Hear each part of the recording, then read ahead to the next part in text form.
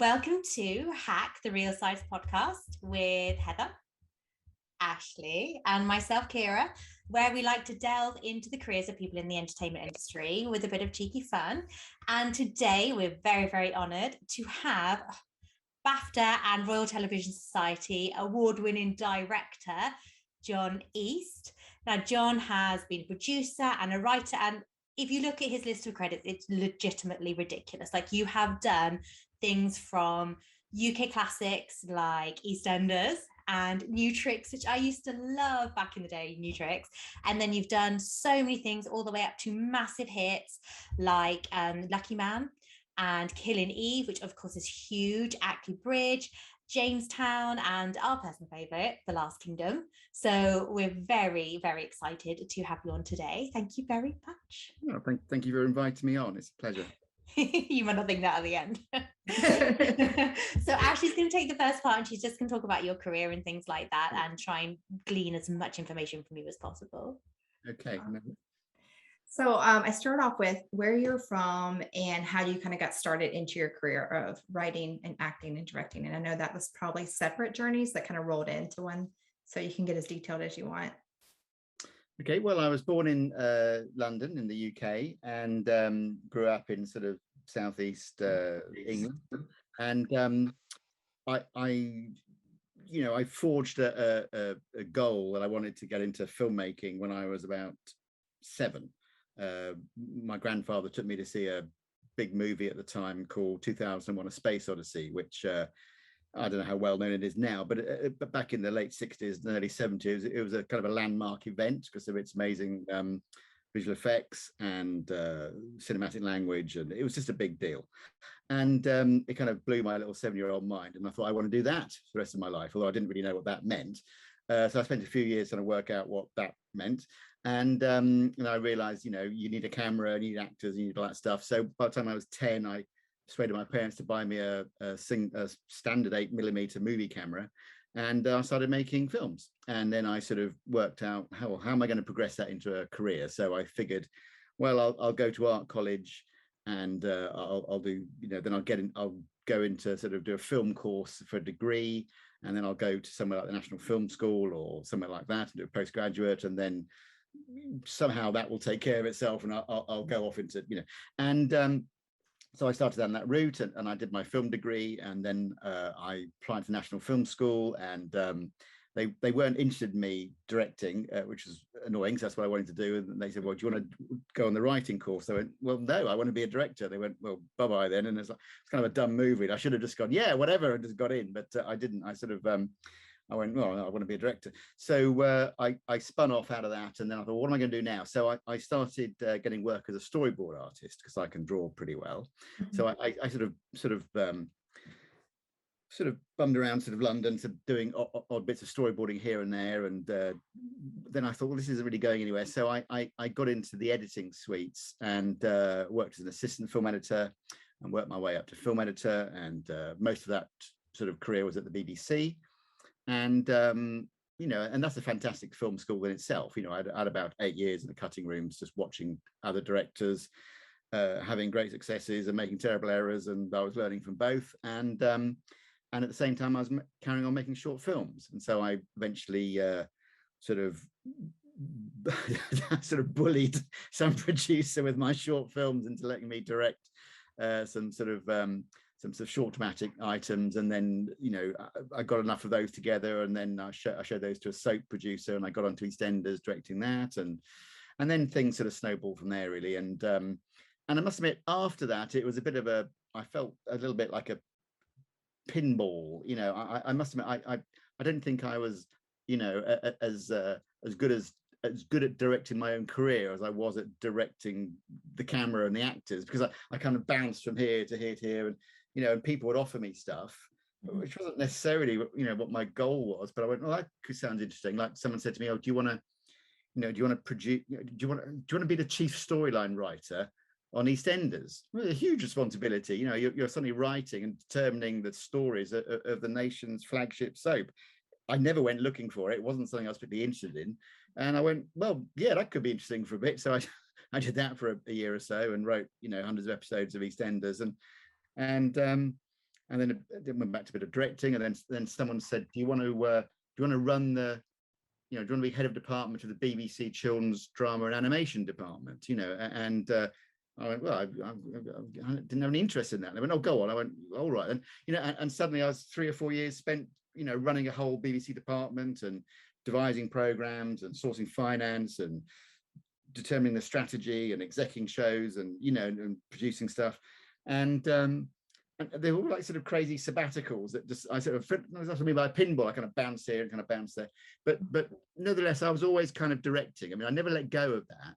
So even when I did these other jobs, I'd always say to my employer, yes, but I want to keep directing as well. They'd kind of grumble a bit, but I kept doing that.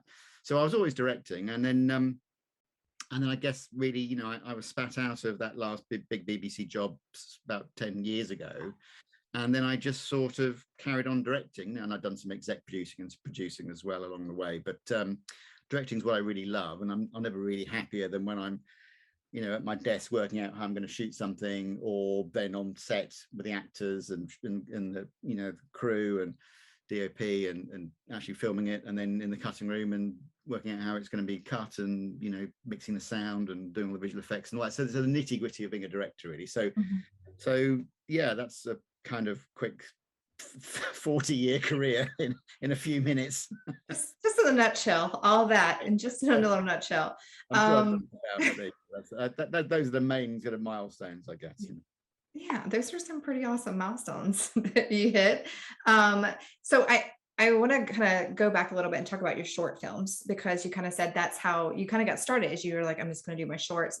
And they're actually really gaining, I know, at least in the US, and popularity over here. A lot of people are starting to do more and more shorts. Can you talk about that and kind of like how your process was in that? And do you still do shorts today now that you're, shooting big? It's funny you should ask that, because I've been thinking that I would like to make another one. The last one I made was actually in 1999. So that's 22 years ago. And I've just been so busy since then that it just hasn't really been practical. Because they do take a lot of time and energy, and also you get to a certain point in your life where you're having a family, and if you're working 70, 80, 90, 100 hours at work, when you do come home, maybe you want to spend it with your partner and your child, and not like making another film, so things are appropriate to certain stages in your life.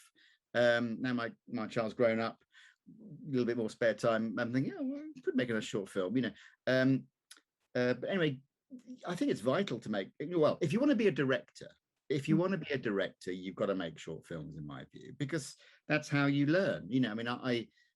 On my bookshelves are hundreds of books about filmmaking and directing and cinematography and editing and everything, which you kind of need to read, you need to consume, and you need to educate yourself. But at the end of the day, it's a practical business, and you have to actually do it.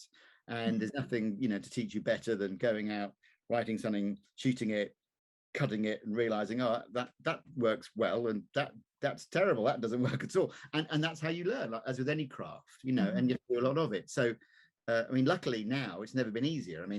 Here's my smartphone. Most phones you can shoot video, that's not weird, that's kind of pretty normal, and you can download free software to edit. Wow.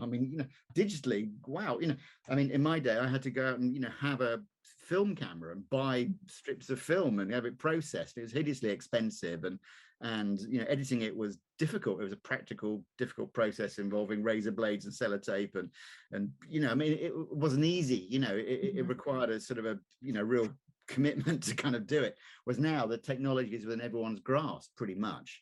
So there's no excuse for not getting on with it if you want to be directing, just to teach yourself, and you could just start, necessarily, even if you don't feel a gift for writing, you could just get a published script or a play, take a couple of scenes out of it, get some friends together who are actors or who have ambitions to act, and just shoot a 1-minute film, and just how do you cover that? How do you get a performance out of the actors? How do you, what kind of shots do you use, and stuff like that. So yeah, I'd say it's an invaluable thing to do, and those short films can become more and more sophisticated. There is more of a platform now, for these things to be shown. There's many festivals, they can garner attention, and if they're good, they can really put some sort of wind under your wings and fly you up, up the sort of the hill to sort of highest heights, straight away. I mean, there's a person I know who basically he made a number of shorts, but not a huge number, but he made a number, and he made one which was absolutely terrific. It was about 15 minutes long, but it was amazingly good. And he got nominated for an Oscar with that short film. He didn't win it, but hey, what does it mean? Like, he got nominated for an Oscar. It's incredible. And with that short film, he brokered his way into directing, a big show, that would have taken someone else maybe, 10 times in many years, to try and get to that place. But it was a fantastic calling card, which also showed that he had confidence in his own abilities and knew how to direct actors and knew how to command the camera and had all the skills necessary to take on something significantly bigger and more power to his elbow. Really respected the guy. It's a fantastic achievement. So I'd say, yeah, just make short films. I couldn't stress anything what's more important if you want to become a director. That's awesome advice. You also talked about how you kind of came upon these jobs, or kind of were like, hey, this job's available, this job's available. How did you use your community to kind of, you said bully your way, but I'm sure that the great personality you have, people recommended you for these jobs because they like to work with you. But how did you use your, community and to network in these, very vast different realms? But well, listen, I regularly, moan to my, whoever will listen, I'm the world's worst networker. I'm really dreadful at it. And I really am atrocious. That's just not me at all. And, but I guess, if I go back a few decades, because that's what I'm thinking of, when I was a film editor and I wanted to become a director, I just basically sent my short films to as many producers as I could think of, and I just got their addresses. I mean, we're kind of going back to, before there was an internet. Sorry, I'm that old, and so you literally just had to find the phone numbers and addresses to people and put your film onto VHS cassettes, if you even remember what that is, and you had to send these your films to people in the post, like not email but like snail mail, right? In regular mail, and with a little letter saying please watch my short film and consider me as a director. And I just blitzed producers with those for years. I mean, I guess I was probably spent about 4 to 5 years sending out, and eventually, and a lot of these times these cassettes would come back unwatched. We haven't got time to look at your stuff, or you just knew they'd just gone into the bin and no one had watched it. And it's like, but you've got to be persistent. I mean, that's the other thing. You've got to be persistent and not take no for an answer. And eventually someone said, yeah, okay, this looks pretty good, you could come and direct our show, so wow, okay. And then suddenly you're a director, you mainly director with one credit, but you're a professional director, and then of course that then becomes easier to sort of to people more interested to look at your work because you've got a professional directing credit, and there you go. And as to these other jobs, I mean, it's a lot of networking happens kind of automatically. You just meet people, you work with them, and then you go your separate ways. And then when they have an opportunity, they remember you, and they get in touch, and they go, oh yeah, he was good. He was kind of, yeah, but he fit this problem. I don't know. Find out get his number. Let's find out. And so things, you don't necessarily need to go chasing after stuff. Some things sort of come and find you. I mean that's kind of how these jobs, which weren't directly directing jobs, they sort of found me. I didn't go hunting for them. They just sort of, people phoned up and they go, would you be interested in this? I go, never thought about doing that. That's kind of intriguing. No, some I didn't do, some I turned down. I thought that's too far away from the central trajectory that I want to be on. But some were sort of, this is a kind of interesting parallel course, and I could do this for a while. I could learn something here, and no, I don't feel I have any great advice on the networking front. I can tell you how to direct something. I can't tell you how to network. I'm not very good on that side of stuff, I don't think. You obviously didn't need it then. Yeah. Well, as I said, you just, but I'm not saying there's no value in networking. I think there probably is,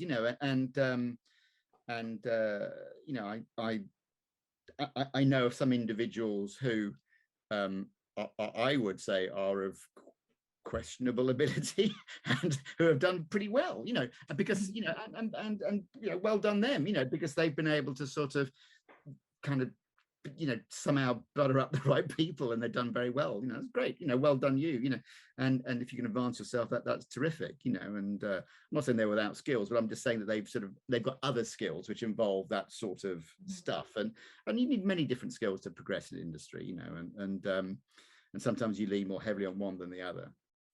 Is there something that you take to every job? Sorry to interrupt, because obviously people have worked with you and they've gone, right, Jon can either get stuff done, or he's got great vision, or he's got something. Is there one thing you take with you to every job that you try and make sure shines through, like either you're the first one there and the last one to leave, or you've got amazing focus, or is there must be something about you that has made people want to work with you? Because that's not normal in the industry, I don't think, for people to just offer you different roles and keep wanting to work with you and pinball in your career around. There must be something that you're doing right. Well, I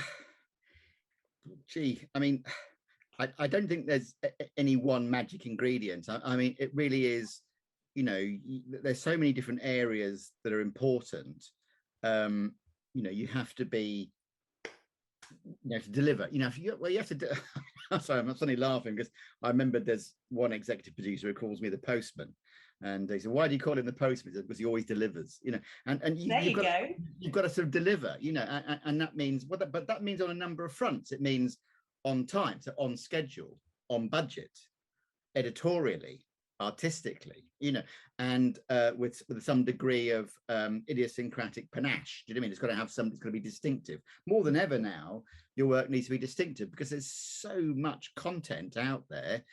You know, we're awash in content. There's never been as much content to view. You know, I mean, just sit at your, you know, streaming TV and you've got Disney and Apple and Netflix and Hulu and Amazon and all these different streaming services, as well as all the terrestrial channels as well. You know, I mean, you've never had so much choice, so much content out there, and it's like, what's going to cut through? You've got to be able to deliver something sort of distinctive, and you know, that holds true for directors. You know, I mean, the downside of everyone being able to make a short film is like, oh, everyone's a director, so there's lots of directors out there, so the competition amongst directors is more intense than ever. It's, you know, it's really competitive industry, and for every job, you know, there's just hundreds of people who are after that directing job. So as a director, you do need to be able to offer something distinctive. I mean, you asked me, you know, what is that one thing? I don't think I have one thing, but I think I do deliver on time, budget, and editorial ambition, and I guess I do, you know,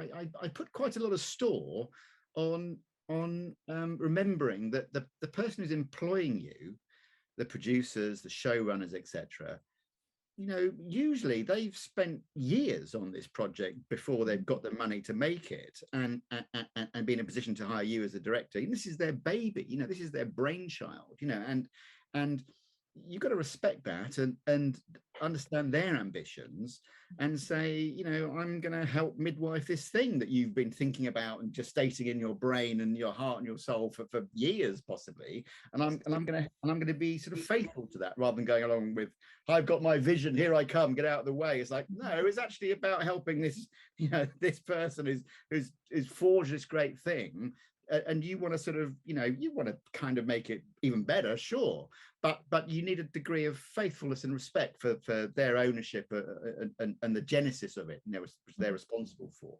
So I guess I do, you know, I'm pretty rigorous about sticking to the script, and it doesn't mean I won't point out things which, you know, could be better, or have got, you know, problems that hit a blind spot, you know, with the producer sometimes that they haven't spotted something. And everyone's got blind spots, you know, everyone's got an area they don't kind of notice because of inbuilt assumptions about something, and you can come along and go, oh, what about that? And you go, oh yeah, wow, you know. So I will critique stuff, but I think that's different from being, you know, having a degree of faithfulness to their intent, and I do try to bring that, and I think people like that, you know, because a lot of directors are a little bit, you know, that they can be a little bit dismissive of all the work that's gone in from other people before they've arrived, and I'm not like that. I try to respect that work.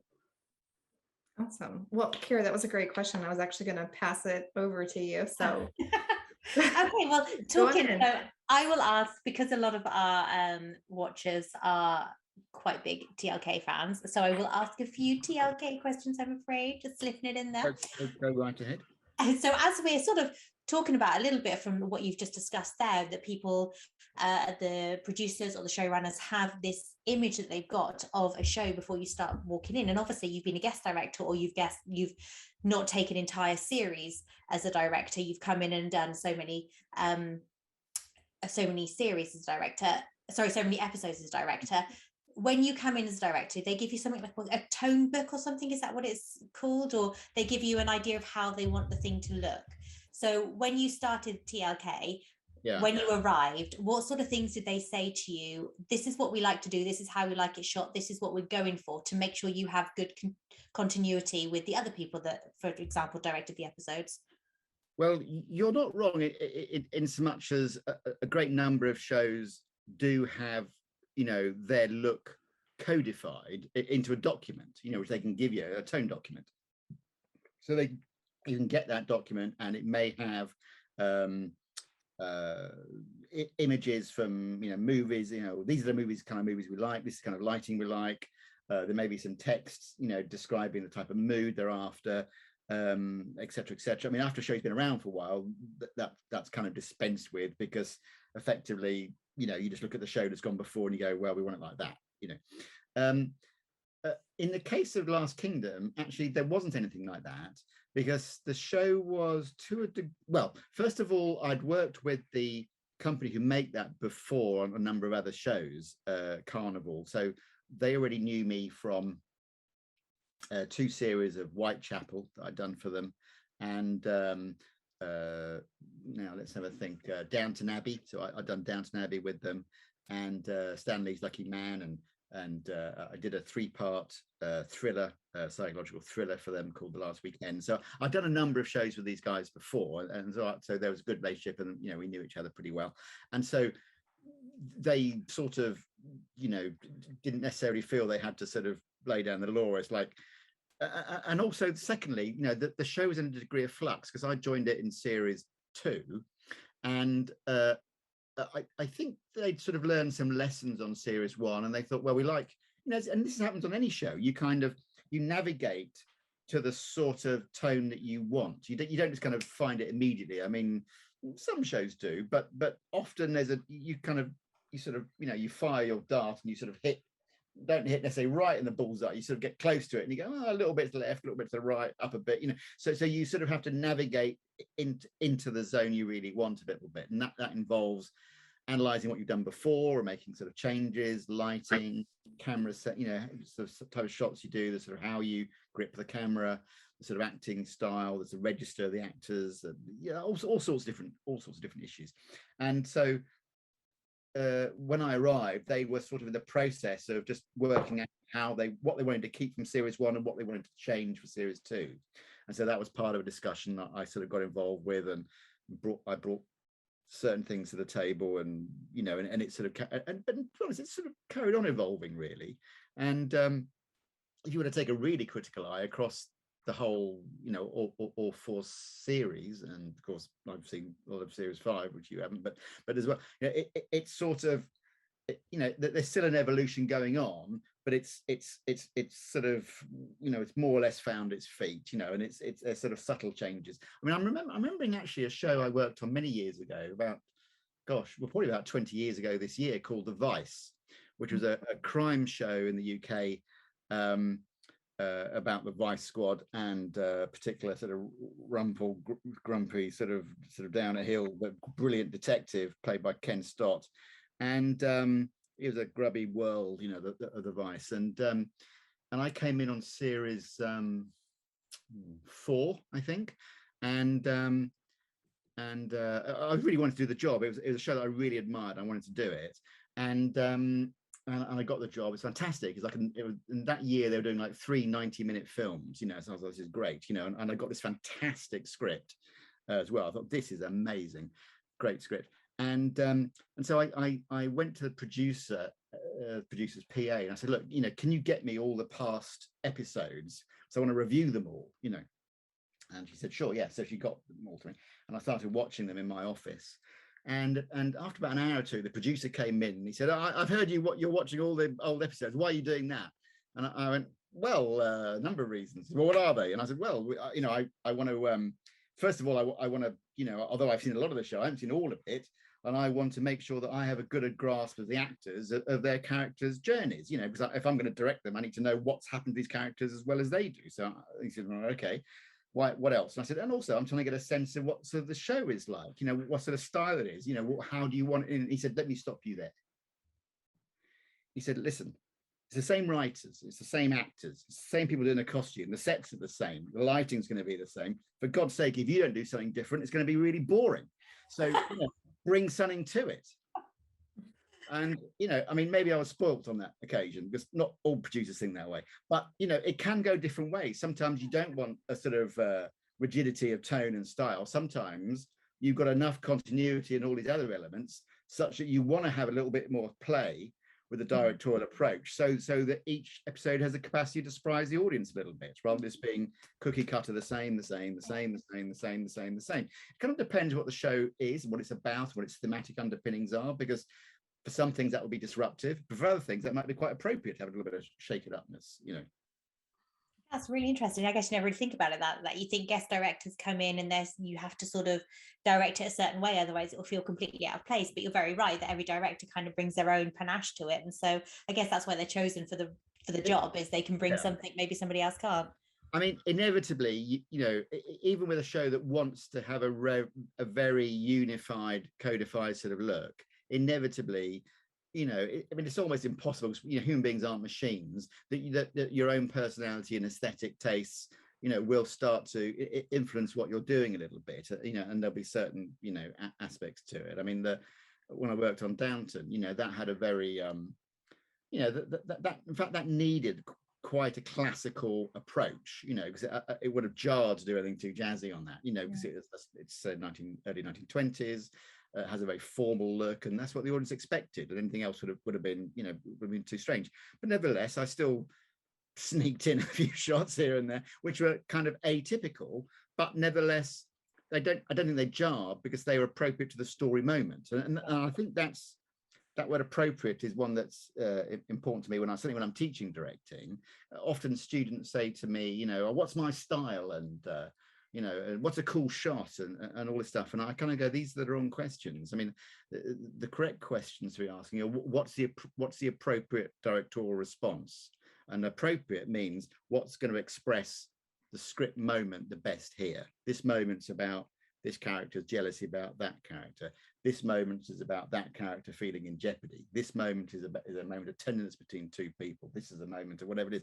And what are you going to do directorially that's going to be appropriate to underpinning what the script's about? And that takes me back to the thing about faithfulness to the script. It's about going, if you want clues to what it's about, then open the script because it's all in there, and that's where you seek your inspiration. And that's about being faithful to the writer's intentions, about saying, well, you don't have to ignore the fact that this is a tender moment, or you're going to ignore the fact that this is a tense moment. You're going to respond to that directorially rather than going, oh, I've got a great idea for a cool shot. Because yeah, but is it about tenderness? Is it about tension?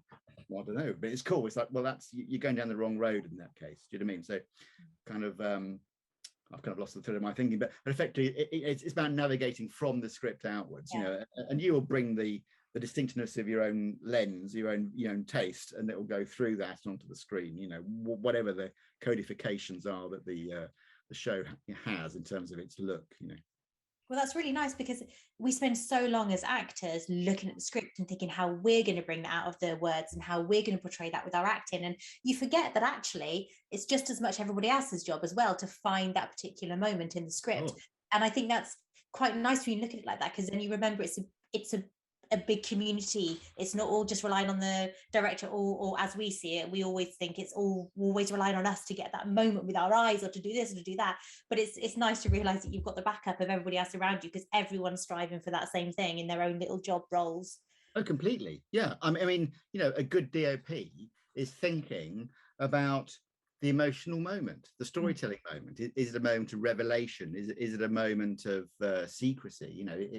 Is it a moment of concealment, or what's going on? And they'll be lighting the set and the actors accordingly to kind of go, well, this scene should be about let me take an example. There's there's a great old movie by Stanley Kubrick called Dr. Strangelove, or How I Learned to Stop Worrying and Love the Bomb, right? It's kind of a black comedy about the sort of potential nuclear apocalypse, and in it there's a mad general who sends his bombers off to bomb Russia, and that will catalyze the nuclear apocalypse, right? And he's holed up in his office firing a machine gun out the window, trying to stop people trying to get in to find the recall code to bring the planes back that could save the world. And he gives a little speech about why he's done what he's done and how he feels he'll be able to, atone, how he'll be able to explain his actions before God, because clearly he's going to die. And, either by their hand or by his own. And he's saying, I'll be able to meet my maker and I'll be able to atone and it'll all be good. Anyway, as he's saying this, the camera is going lower and lower on his face, and you're looking up at him.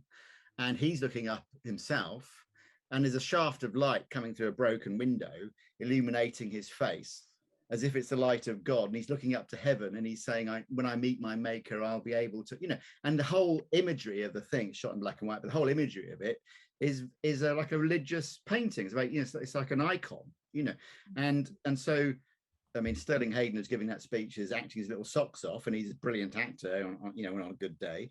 But nevertheless, the camera work and the lighting is supporting that, and that's the type of directing I, sort of recognize as masterful, and that I'm always sort of aiming for. I may not get as good as Dr. Strangelove and Stanley Kubrick every day, but you got to aim at something, and that's kind of what I aim at, appropriateness, and so that the acting, the script, lighting, the background, everything is all singing together. Mm-hmm. Can you think of any particular moments from The Last Kingdom where you were just like, yes, we got it, we got that shot, that one moment that we just was brilliant?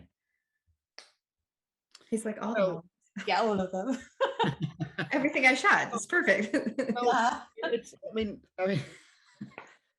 I'll refer to Stanley Kubrick again just briefly. He accepted the D.W. Griffith Award for outstanding directorial achievement, and he gave a little video address, and somewhere in it he said something like, directing, is like trying to make a souffle on a roller coaster, and it's kind of like that, because you've got all these great artistic ambitions that you sort of lay out, carefully at your desk, and you think about the lighting and the color and the acting and and the props and where the camera's going to be and what lens it will be, and you devise your master plan, and then you get out there on set.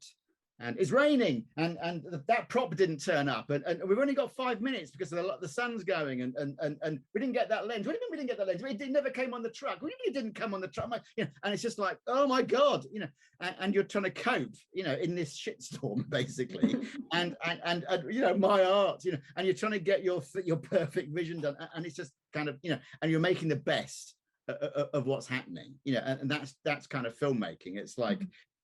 Things are coming at you, and you're trying to just get through.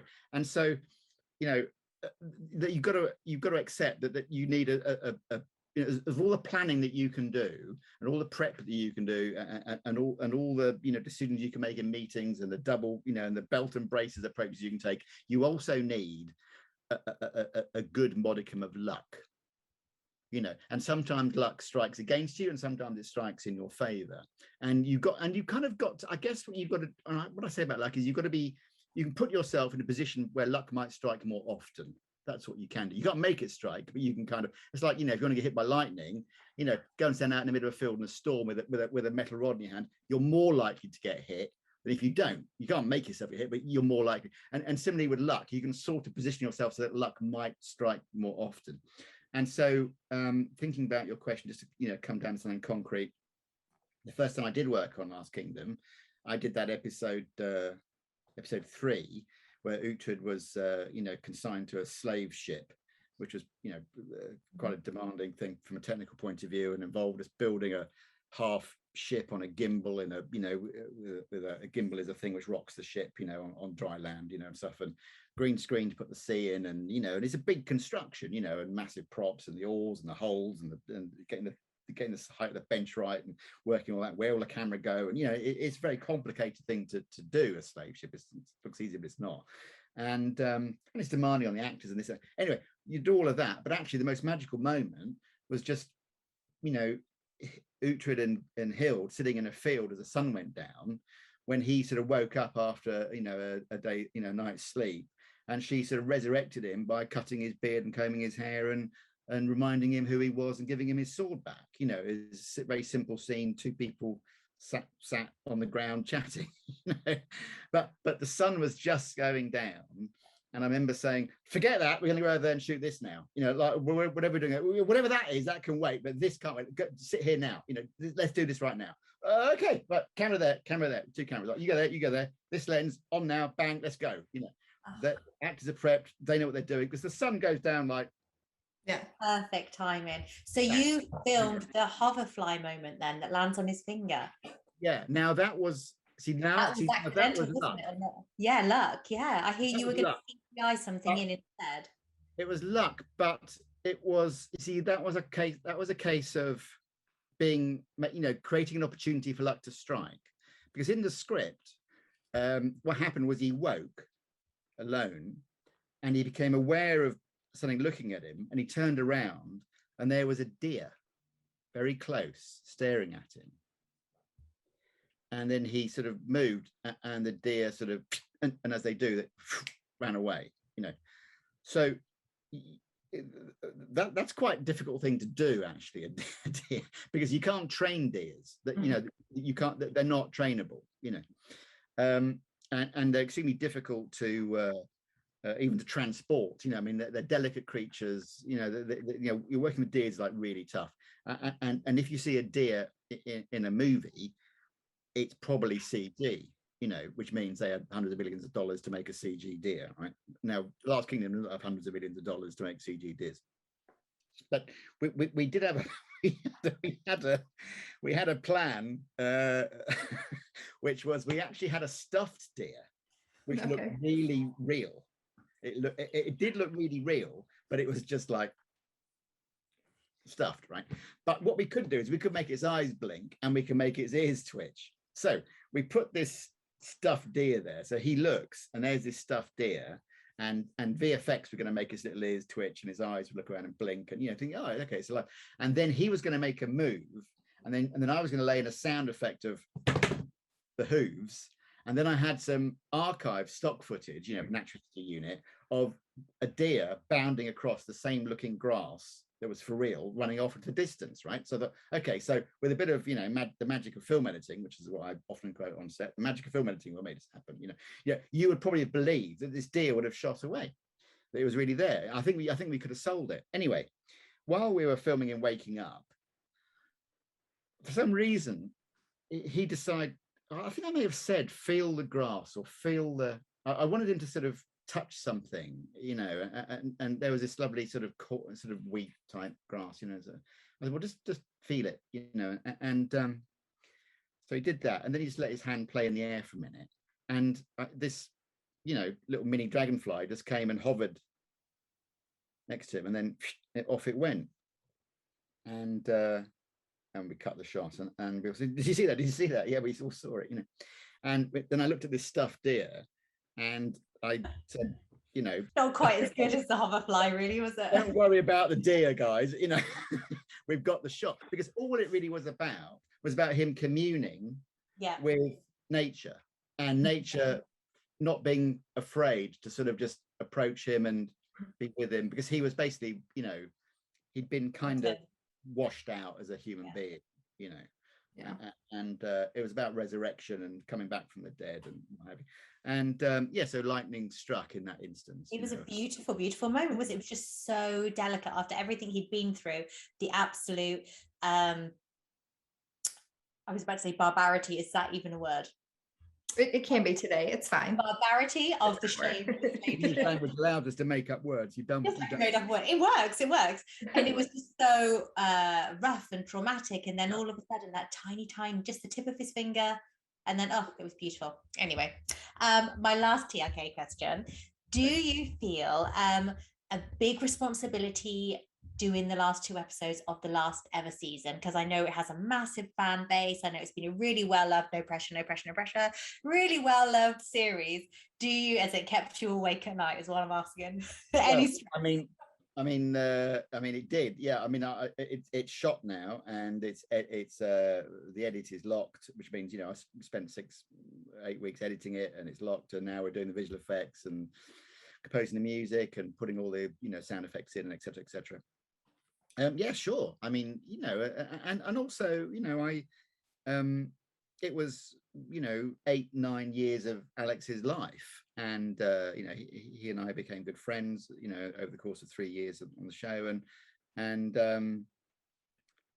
you know, I to be honest, I wanted it to be right for him, actually, as well as the audience. You know, I wanted it to be a fitting send off. I wanted it to you know, and I you know, I had some, you know, minor input on the script notes and stuff, but I mean, the bulk of the narrative, you know, and it's all devised by the execs and the lead writer this year. So you know, I wasn't responsible for that, but I certainly, the execution of that I was responsible for. And I can't give you any spoilers or anything, but you know, I will say it's pretty epic, and you know, was a technical challenge and a half, shall we say? And because, you know, the show doesn't have a vast budget. You know, it's in the grand scheme of HD TV drama, you know, whatever, you know, high-end television drama, it's relatively modestly budgeted. But I mean, I think a lot of people in the industry are quite surprised when they find out how much it costs, because we do amazing things with not a vast amount of money. You know, there's a lot of ingenuity on the show that's been built up over a number of years, and also a phenomenal amount of hard work. I mean, all crews work hard, and I wouldn't want to claim that, you know, any special sort of preserver, or we work harder than anyone else, but there is a vast amount of graft that goes into the production of that show on all levels, and a kind of I'm not sure, I'd have to analyze where it really comes from, but there's a kind of a loyalty to that show, which you don't actually find on every show. I mean, you find it on some shows, but you don't find it on every show. And there is a huge loyalty in the cast and crew to get that show right, and to get it as good as it possibly can be, and to go that extra mile, you know. And that's very gratifying to lead a team that's like that. And of course, you have to lead from the front, and, you know, and I have that enthusiasm, and, you know, for it myself. And it's great to have a team that also feels that way, and so there's a whole momentum built up, and so you're able to achieve a lot, you know, when you have that sort of amount of, you know, spiritual and psychic energy being poured into something. You know, you can get a lot done, you know, at a high order. So yeah, to go back to your question, I did feel a huge responsibility. I still do. I hope the audience like it. I mean, to be honest, when I'm directing anything, I don't actually spend time thinking about the audience particularly. I think you could drive yourself insane doing that, because the audience is what, you know, millions of individuals, and everyone's got different tastes, and you can't appeal, you know, and if you try to appeal to everybody, what that really means is a race for the common denominator, which is sort of mediocrity, and that's, so you just going nuts if you try to think, you know, what would millions of people like? I don't know, I hardly know what my next door neighbor would like, never mind millions, you know. You can't think that way. You just have to go, what would I like? You know, what's interesting to me? You know, if I was watching this, you know, what would make me lean forward and become interested and engaged, and you know, and appropriately shocked at this moment, and compassionate at this moment, and soft at this moment, and you know, and shocked and sort of outraged at another moment, and, you know, and what would push my buttons, you know, and I try to do that in my directing. You know, I suppose if I have an audience member who I'm thinking of, oh, this will make that person, there's a lot of directing is about misdirection. You know, it's about, look over here while I suddenly do this. You know, it's like, oh, that's interesting. You know, and you know, because, you know, you don't just always want to say, look over here and here it is. It's like, well, gee, I saw that coming. You know, a lot of it is about revealing stuff in interesting ways, you know, looking over here, oh look, oh yeah, oh now what's happening, oh okay, and now this is, oh I see, you know. So you sort of make people look around and get sucked in, and you reveal the story slowly, and you know, it's like a kind of flower opening up, and you look deeper and deeper, and then something else opens, you know. And so I kind of go, well, okay, what would make me lean forward now, and what would engage me, and that's kind of how I work. So I guess I have a responsibility to entertain myself, if that makes sense. Do you know what I mean? It's actually a great kind of mindset. Yes. Like, how would you entertain yourself? Yes. Because only you can bring that. So that's really, it's a great way to look at it. Thank you. But it means I keep surprising myself. You know, if I can surprise myself, then I'm not going to repeat myself. You know, I think that's important. You know. Yeah.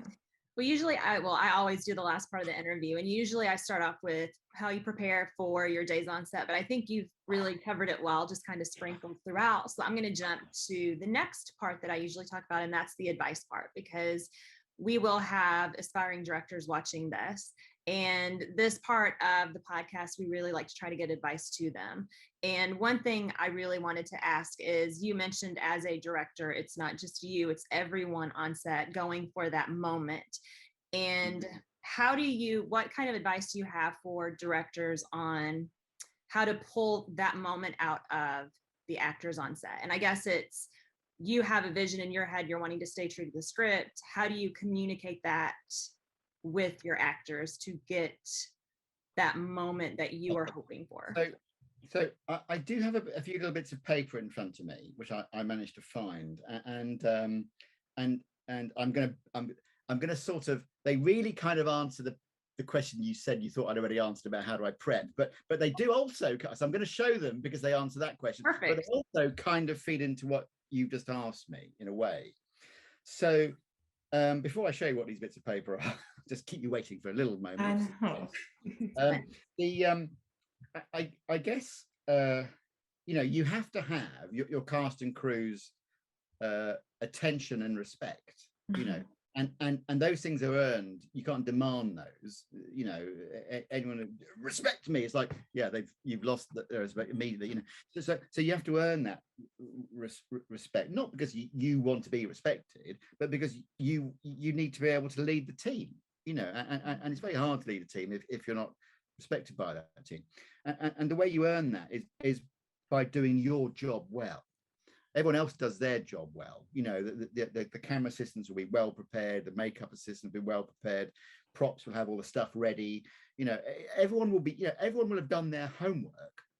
So when they come to the set, they've got what they need, you know. They've got that extra can of anti-flare that when the last one was ready to run out, oh, I haven't got any more anti-flare. No, I do have some more anti-flare because I prepped it and I've got it with me, you know. So they do their prep. So you've got to do your prep as a director, which really means you've got a number of things. You've got to know the script inside out. You have got to, as best as humanly possible, you have got to know everybody's story. I mean, all the characters' arcs. You've got to understand what their objectives are, what they're trying to achieve, what tactics they're using to achieve that. All the things that an actor does, you know, when they're prepping a role and breaking down a script. You know, I've got to do that as well. I've got to show them that I have an understanding of that. And it doesn't mean I might, you know, sometimes I might disagree with an actor, and their view might be valid, but at least they know that I'm on their wavelength, and I'm making an attempt to understand what challenges they have in terms of incarnating their character. So I've got to know the script, I've got to know the characters' journeys, I've got to understand the structure of the script, and I've got to understand the kind of hidden structures of the script. You know, sometimes actors just focus in on their role, and hey, why not, because that's their job. But you know, there are other structures beyond character arcs. You know, there's act structures and turning points and all sorts of stuff which shouldn't really necessarily concern an actor, but as a director you need to understand the kind of spine that holds the whole story together, and you're going to be able to demonstrate your knowledge of that and your understanding of that, and have ways to articulate those turning points, you know, within the arc of the episode of the film. And, you know, and in terms of the other departments, you know, I've got to have a view upon what color these costumes are going to be, and that's not arbitrary. That's in support of something that I've worked out. And similarly with the props and the decor and the lighting, and what do I want the lighting to say, and what I want it to achieve. Obviously I'll consult my DOP. I'll go, look, I want this kind of a mood here. I was thinking maybe we could achieve it like this, but have you got ideas about another way we'll achieve it? Let's talk about that, et cetera, et cetera. And I'll have all the shots worked out as much as one can, because, and this is where I'm going to pick up my bit of paper, because there's basically, at the polar end of directing the camera and the actors, there's two ways of doing it. You either don't have a notion of the blocking and the shots when you walk on set, and you go, right, clear the set, I'm going to work with the actors, work out the blocking, with them. So an actor may go, well, I feel I want to start over here and go over there, and I go, okay, well, try that then, and the other actor says, oh, well, I think maybe if they're going to do that, I'll probably sit in this chair. I go, okay, try that, and they go, oh, that doesn't really feel good. Maybe I want to get up and walk over here, Anyway, and eventually you'll find something which both actors go, okay, if it's a two-handed scene, you go, oh, this feels right, this feels expressive, and I may throw in an idea or two, and go, well, maybe you should get closer at that point because that's a bit more confrontational, and are you going to turn and face them at that point when they approach you, or are you going to back off because you're frightened of looking them in the face? What's going to happen there? So I might play into that. And then once we've locked that into place, I'll be, of course, along the way, I'll be going, okay, so that's a two-shot here, that's a single, that's a reverse single. When they sit down, look at that thing on the mantelpiece, that's probably a close-up point of view shot. So I'm already working out the shots, so I'm going like that. And then I'll bring the crew on and I'll describe, and I'll show them blocking, and I'll tell them what the shots are. That's one end of things. The other way of doing it is I do all of that at my desk the night before, or in the weeks before. So I've got all that worked out. And I come on the set and I say to the actors, you start there, you start there. When he says that, you walk over there, and the camera's over here. That's following in a tracking shot. Then there's a reverse angle there. Then you sit down when he says that, and then and you can be very didactic like that, And that's two different ways of doing it. And some actors like one end of it, and some actors quite like the other end of it. Some actors go, I don't want to be responsible for how it's shot and what I move. Some actors might love to be told, oh, thank goodness you've got a plan. With other actors, oh, don't tell me what to do. I need to work it out. And so you need to be able to be, as a director, you need to be flexible, and sort of slide up and down that spectrum. And maybe you're in the middle, or maybe a bit over here, maybe at one end, maybe at the other end, depending upon who your actors are and what the demands of the scene are. I mean, that said, I would never go to the set without it all worked out, because, if people go, well, I don't know, and you go, oh, I don't know, it was like nobody knows. It's like you're not going to get anything shot. Whereas if at least you've got something worked out, if everyone's saying, I don't know, I'll go, okay, well, in that case, you try this, you try this, you try this, and put the camera there, and bang, turn over, whoosh, we've shot it. Okay, great, So I would never go to the set without a plan. And these are my sides. These are the A5. These are the A5 script sides for a scene on. This is episode. Last Kingdom, Series 3, Episode 5.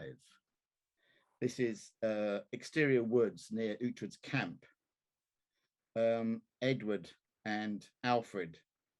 We cannot just stand by and watch them die. There's no honor in this, none. Alfred. What would Uhtred do? He would allow his enemies to destroy one another. I gave him my word. Then what will you do, boy? You can either bleat or make a decision. You may remember this scene. Yes, it was the end of the episode, isn't it?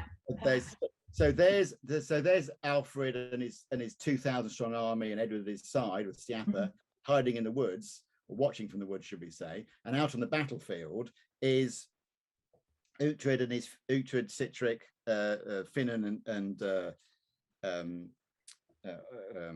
couple of other guys, and sort of 50 odd Mercians, really, Oswald, and it's surrounded by sort of 1,500, Heston and Skade and 1,500 of their warriors, and clearly they're going to be massacred, right? And so what's going to happen? So that was quite a big action scene. So it's, I don't know if you can see this, but so that's just one of 10 pages of camera script. But the little orange symbols are where the cameras go, and you see all the sort of drawings in of where all the actors are and the horses, and and it goes on and on and on. This is behind the scenes exclusive shit right here. So So I've got, so where everyone goes and where the cameras go and what the shots are, it's all kind of worked out, and it's all inside my head. And there are little kind of storyboard panels for like when Edward and finally come rushing out of the trees of the horses and attack the people, and and there's sort of maps of how it all happens, and so it's all kind of in my, I've shot it all in my head before I go anywhere near the set. I know all the shots are, I know where they're going, I know how they're moving, and so I've always got that, whether it's a big battle or whether it's two people having dinner. I've got it all worked out in my head. But how you negotiate that with the actors, you've got to be sensitive as a director as to what they need, because maybe they don't want to be told, maybe they want to find it, and that's okay, within the confines of how much time you've got. I mean, if you've got an hour to shoot the scene, you can't spend 50 minutes working it out and then 10 minutes shooting it, because you won't get it done. So you've got to be able to time manage as a director. You say, okay, well, we can work this out. We've got an hour to shoot. We've got an hour to get the scene in the can. Let's spend 15 minutes working it out and 45 minutes shooting it. And so you've got to time manage or whatever. That's just an example. But so in terms of navigating back to your question, like what's my advice for budding directors? Do your prep.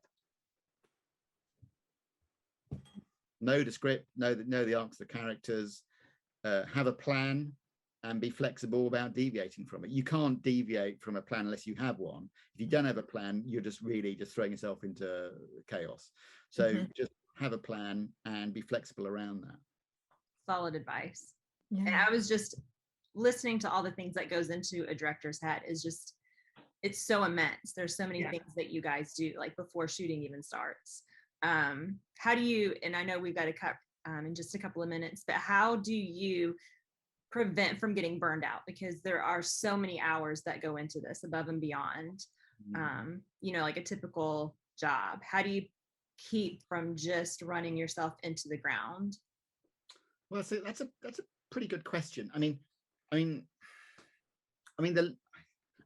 most of us, do it, have a passion for it. So you do have, a capacity. Well, you have the capacity to keep going longer than you might do normally, but also you have the danger that you might just keep on going beyond, what your body and your brain actually do need. Because everyone requires rest at some point. No matter how much passion you've got, at some point you need some R&R.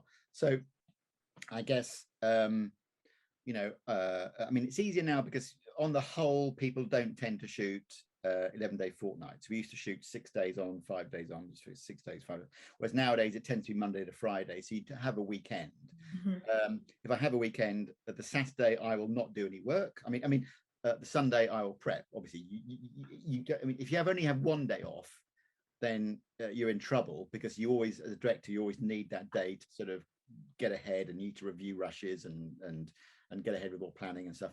But if you have 2 days off, which usually you do, I just make sure I have 1 day where I just do my own stuff and I don't do any work, and I'm pretty strict about that. And but the nature of production is like a wave, so that there's prep here, and then it goes up and you're shooting and you're doing crazy hours, 18, 19 hours a day, and then you crash down and you're editing 10 hours a day, 10 hours a day, 10 hours a day, and then you have a gap when you're not working, maybe 2-3 weeks or maybe a couple of months or something, and then suddenly you hit the prep period again. So it's like 8 hours a day, 10 hours a day, 10 hours a day, 18 hours a day, you're shooting again, 20 hours a day, 20 hours a day, 20 hours a day, come down the other end, 10 hours a day, 10 hours a day, not shooting, so there's a kind of a wave that goes through the year. It's a more of a question for crews who are like, they're shooting all the time, and then they're on another job and they're shooting all the time, and and for those guys it's punishing, and there is a high burnout rate. For a director, I think you can ride this wave a bit, and when I'm in a cutting room, I'm not going to be, I am going to take my foot off the pedal a bit, and that's okay. I've got an editor, I'm working with them, and I can just come down, I can think a bit, I've got space to think about what I'm doing. It's not like that when you're shooting anymore, and then there's a little bit of a gap, and then I can ramp up again. Yeah, well, we appreciate you taking the time to chat with us. You've offered some really amazing advice out there for people who are interested in entering into the directing field. Yeah. My pleasure. I appreciate your time. You mentioned earlier that you have been teaching direction. Is that something people can sign up for? Is that specific courses? Is that something people can? Well, it's kind of a guess thing, really. I mean, I have a number of old colleagues who are now teaching at different universities around the UK, and they occasionally get me in to do guest lecturing here and there. And so it's kind of a bit ad hoc, really. It's nothing, it's for people on degree courses who are doing filmmaking. Oh, okay. I do. Actually, I mentioned to you, I do with my wife, who's a psychotherapist. We conduct in non-COVID times. We conduct a kind of acting workshop, which we do at Pinewood, which is kind of quite fun. We have a kind of a day workshop we do, and that's kind of interesting. You don't need them anytime soon? Well, not until the pandemic's finished, because it's very physical. It's very face to face. It can't happen over Zoom. It's very much to do with body and contact and proximity and distance, and you've got to be in the same room, and it's just not viable at the moment. But I'm hoping one day, we'll do that. We started in 2016, and we did it right through till the last one we did was only a couple of months before the pandemic hit, sadly. But we haven't done it now for a year and a half. But whenever this damn thing's finished, we'll probably go back to it because we like it so much. Oh, and where do you advertise that? Will you put that on your Instagram or? Normally I do. Yeah, I normally put it on Instagram. I'm not saying I'm going to stalk or anything, but Okay, you're more than welcome to sign up. I set some alerts up. It's good fun. It's a very rewarding day. People seem to really enjoy it and get a lot out of it. And it's an introduction to a different way of working. It's really about working with the body and emotions, and it's kind of unique. It would take another hour to explain it. No, I haven't got that. Podcast number 2. Yeah. Right. Script reading. Thank you so much. You take care. Bye. You take care too.